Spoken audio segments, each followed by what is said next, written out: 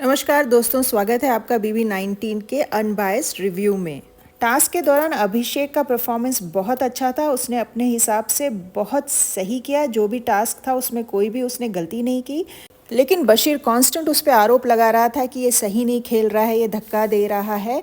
मुझे ऐसे लगता है बशीर को समझ आ गया था कि स्ट्रेंथ वाइज वो अभिषेक से जीत नहीं सकता, तो उस चीज़ को ओवरकम करने के लिए उसने अभिषेक के ऊपर ही बहुत सारे फालतू के इल्ज़ाम लगाने शुरू कर दिए कि ये गलत खेल रहा है, ये मुझे पकड़ के साइड में नहीं कर सकता। अब ये टास्क था, इसमें ये सब तो होगा ही। दूसरे बोर्ड पे नेहल लिख रही थी और अमाल उसे मिटा रहा था।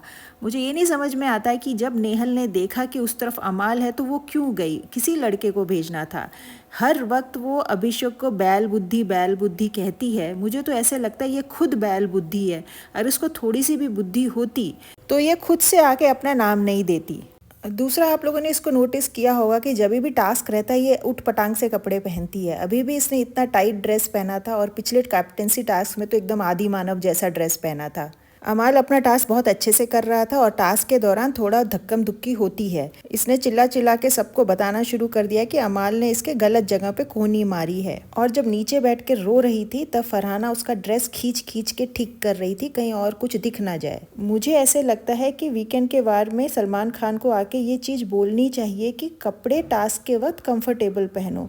हमने तानिया को भी देखा, हर वक्त टास्क में वो साड़ी पहन के बैठ जाती है। आवेज और नगमा संचालक थे। आवेज ने अभिषेक की साइड ली। यह देख बशीर तिलमिला गया और वो आवेज से लड़ने लगा। यहाँ आवेज ने बशीर को बहुत स्ट्रॉन्ग टक्कर दी। आवेज का ये रूप उसके गेम के लिए बहुत सही जाएगा।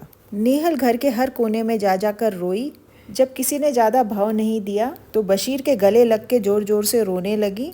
ये दोनों जो दिखाना चाहते हैं वो दर्शकों को समझ में आ रहा है कि ये लोग पूरा फेक कर रहे हैं। नेहल को रोता देखकर अमाल ने उससे बहुत बार माफ़ी मांगी, लेकिन वो अमाल से सीधे मुंह बात ही नहीं कर रही थी।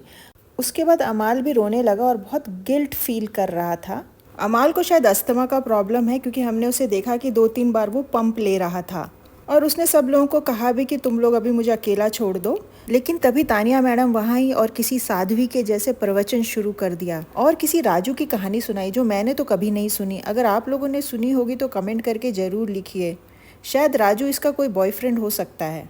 नेहल को पूरे घर में रो रो के बशीर के अलावा और कहीं से भाव नहीं मिला तो वो किचन में पहुंच गई और घी को लेके कुनिका के गले पड़ गई। कुनिका ने भी उसे 2-4 बातें सुना के वहाँ से भगा दिया। टास्क में कोई भी जीता नहीं क्योंकि दोनों बोर्ड नष्ट हो गए थे। तो इस एपिसोड में बस इतना ही था। Stay tune for next review.